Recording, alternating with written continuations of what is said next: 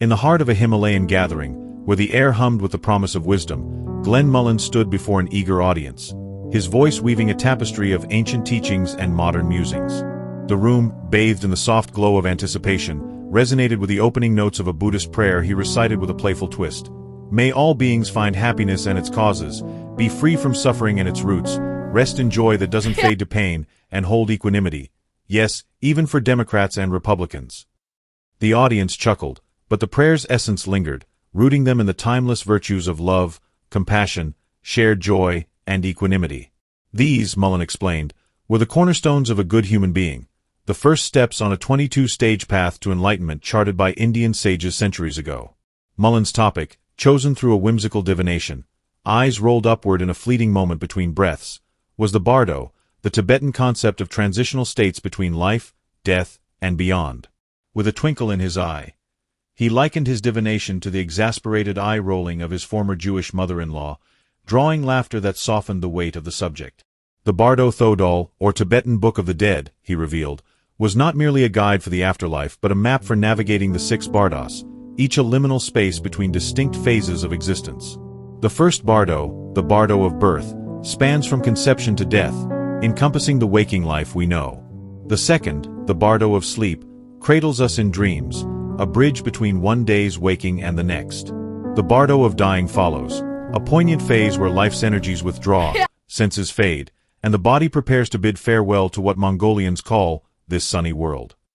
Then comes the Bardo of deep meditation, or samadhi, a state beyond sensory chatter, where the mind rests in pure awareness. Stories of Indian yogis, buried in anthills yet sustained by ants who left holes for breath and sight, illustrated this profound stillness, earning ants a revered place in Mahayana lore. The fifth Bardo, the clear light, dawns at the moment of death, a radiant tunnel often glimpsed in near-death experiences. Mullan noted that Western mystics, once silenced by accusations of heresy, rarely access this state except in such moments, but trained meditators can simulate it through yogic practice, slowing the death process to linger in this luminous clarity. Finally, the Bardo of becoming marks the soul's journey toward reincarnation, a dangerous path where enlightenment remains possible through mindful awareness. The Bardo Thodol, Mullan clarified, teaches us to recognize these states' visions as projections of our own mind, a practice that can lead to liberation.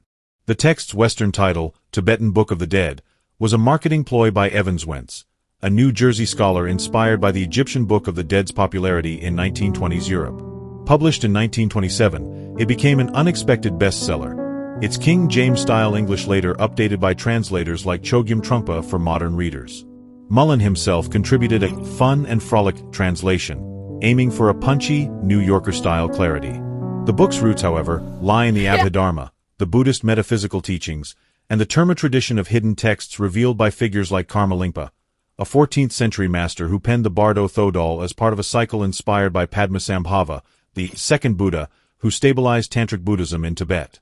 Mullan's voice grew animated as he described Padmasambhava's legacy. In the 8th century, this Indian master established a retreat in Tibet where 25 disciples attained enlightenment, birthing the Terma tradition of rediscovered teachings. A Mongolian statue of Padmasambhava, forged from knives melted to transform a violent past, symbolized this alchemy of spirit. The lecture wove in the pie chart of reincarnation, a vivid depiction of samsara's cycle, driven by ignorance, craving, and aversion, represented by a pig, rooster, and snake chasing each other in endless circles. These delusions propel beings through 6 realms: hells of anger, ghost realms of greed, animal realms of instinct, human realms of narcissism, Asura realms of jealousy, and Deva realms of apathy. Enlightenment, Mullan emphasized, breaks this cycle by shattering ignorance of the self. Tantric practices, particularly the Shur Tro mandalas of peaceful and wrathful deities, guide the soul through the Bardo's 7-week cycle, each week a chance to recognize visions as mind's projections. Dream yoga, mirroring the Bardo's dreamlike quality, prepares one for this journey, teaching lucidity in the face of alluring or terrifying apparitions. Mullan shared a personal anecdote. His guru, Ling Rinpoche, was mummified after death, a process Mullan assisted with, underscoring the reverence for masters who navigate the Bardo with mastery. Karma, the thread of cause and effect, wove through every Bardo. Actions, Mullan explained, carry consequences, but their quality hinges on motivation. A fisherman's bait and a child's fish food both feed fish, but one brings death, the other joy. Distorted karma, born of a misunderstood self, taints even noble deeds until wisdom dawns. Good and bad are relative, he cautioned, citing a World War I soldier who spared a young Hitler, unaware of the catastrophic ripple effects. True karma, Mullen suggested, lies in taking responsibility for one's transformation, aligning with Buddha's teaching that freedom is within reach for those who seize it. Art illuminated the lecture, from Alex Gray's vibrant depiction of consciousness exiting the crown chakra to Mongolian paintings of flying mystics. Mullen's humor shone as he jested about selling mantra beads for $2,500, claiming they channel wisdom through the body. Yet his message was earnest. Success in life and death demands compassion, wisdom, and confidence. Open-mindedness, exemplified by the second Dalai Lama, guards against the conceptual mind's rigidity, a barrier to enlightenment. As the lecture closed, Mullen reflected on a question about karma in the Bardo. Even in this dreamlike realm, he affirmed, our choices shape outcomes, just as in dreams where fear begets fear. The Bardo, like life, is a call to awaken, to see through illusion with a Dharma mind that acts with kindness, whether beings are real or illusory. A beggar's joy at receiving $20 in New York City, he recalled, transformed a grumpy companion's mood, proving that kindness ripples outward, illusion or not.